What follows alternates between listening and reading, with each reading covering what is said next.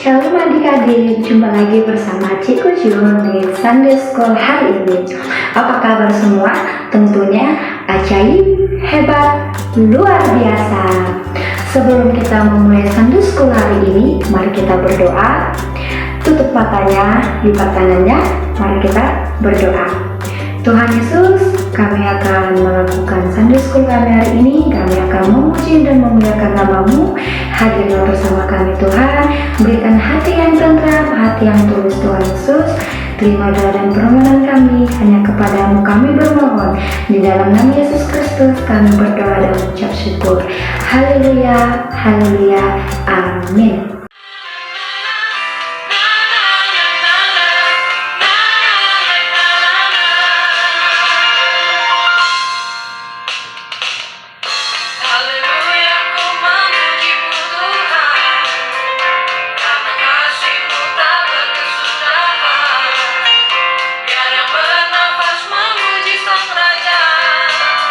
Di atas gunung dan di dalam samudra, tanganku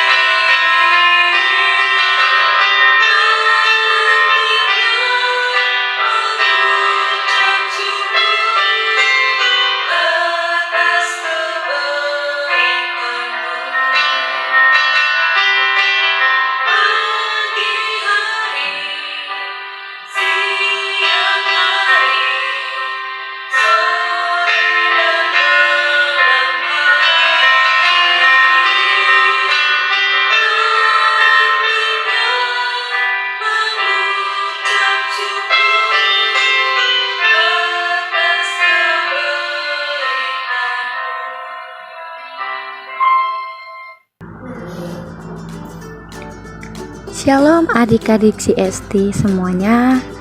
Saatnya kita mendengarkan firman Tuhan yang bertema pada Sunday School hari ini, berjalan dalam rencana Tuhan, yang daripada Kisah Para Rasul 12 ayat 24 dan 13 ayat 12.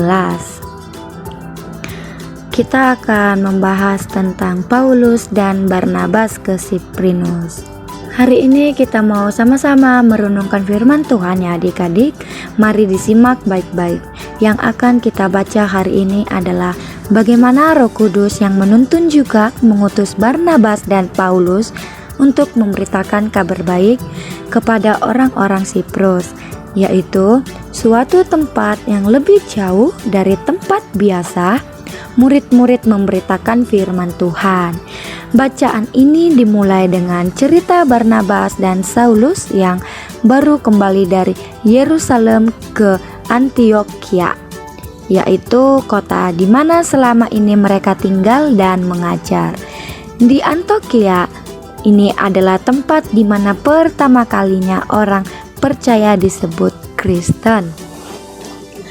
Dalam suatu kesempatan di mana mereka sedang beribadah kepada Tuhan dan berpuasa, Roh Kudus menyampaikan sebuah tugas khusus untuk mereka berdua. Mereka disuruh ke Siprus untuk menyampaikan kabar baik di sana. Demikianlah setelah mendengar perintah itu, mereka segera berangkat. Di kota Salamis yang merupakan kota pelabuhan yang besar, kedua rasul mulai memberitakan Injil dalam rumah ibadat orang Yahudi. Adik-adik, target pelayanan Barnabas dan Paulus adalah Gubernur Sergius Paulus, karena dengan merangkul seorang gubernur akan lebih mudah bagi mereka bisa diterima di tempat itu. Namun hal itu bukanlah yang mudah adik-adik. Walaupun gubernur itu seorang yang mungkin terbuka untuk menerima berbagai pengajaran, namun ia sendiri adalah seorang penganut kepercayaan tertentu. Di samping itu, ada juga para pengajar agama atau kepercayaan yang akan terganggu jika ada pengajaran baru yang diterima oleh sang gubernur. Tetapi Roh Kudus telah terlebih dahulu bekerja untuk membuat sang gubernur menerima Barnabas dan Paulus, karena ia pun memanggil kedua rasul itu untuk memberitakan firman kepadanya. Karena hal itu, ada yang sangat terganggu. Seorang penyihir dan nabi palsu Bar Yesus yang juga disebut Elimas merasa terganggu akan kehadiran orang itu, sehingga ia berusaha untuk menghalanginya. Si penyihir seorang penyembah setan, karena jika ia seorang Yahudi yang menyembah Tuhan, tentunya ia sangat anti dengan berbagai ilmu sihir, karena demikianlah ajaran yang benar berdasarkan firman Tuhan. Iblis menggunakan penyihir untuk menghalangi firman Tuhan sampai ke telinga sang gubernur. Roh Kudus bekerja melalui Paulus untuk menghancurkan halangan yang dilakukan oleh iblis tersebut.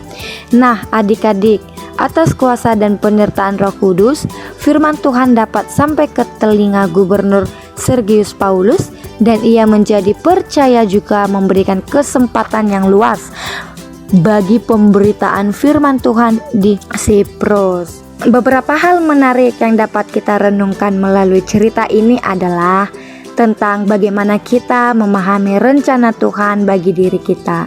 Dalam bacaan ini digambarkan bagaimana orang-orang percaya yang beribadah dan berpuasa kemudian mampu mendengar dan memahami maksud Tuhan yang disampaikan kepada mereka. Ketekunan beribadah membuat mereka mampu memahami maksud Tuhan. Juga kita mampu untuk mendengar dan memahami maksud Tuhan dalam hidup kita. Kita juga akan dimampukan untuk melakukan rencana Tuhan dalam hidup kita. Loh adik-adik, walaupun ada banyak tantangan yang akan menghalangi kita, jika kita membiarkan Roh Kudus yang bekerja, bukan sebaliknya dengan kemampuan kita sendiri. Oke, baiklah adik-adik. Ingat ya adik-adik, kita harus berjalan dalam rencana Tuhan. Kita akan selalu mengandalkan Tuhan. Baiklah adik-adik, jangan lupa dengan ayat hafalan kita dari Ibrani 2 ayat 4.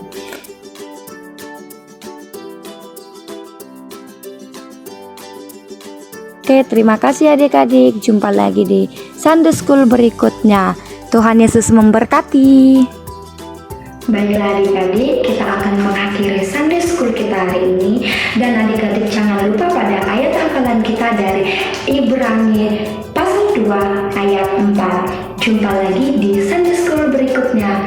Dan kita akan tutup dengan doa. Mari kita tutup mata kita, lipat tangan kita, dan kita satukan hati kita. Mari kita bersatu dalam doa. Terima kasih Yesus, terima kasih Roh Kudus, Engkau sudah menyertai kami Tuhan pada Sunday School hari ini. Tuhan, biarlah firman-Mu yang kami dapat pada hari ini boleh menjadi terang dan jalan bagi kami Tuhan Yesus. Tuhan memberkati kami dimanapun kami berada Tuhan. Terimalah doa dan permohonan kami Tuhan, hanya kepadamu kami bermohon dan mengucap syukur. Haleluya, haleluya. Mari kita sama-sama katakan amin. Sampai jumpa di Sunday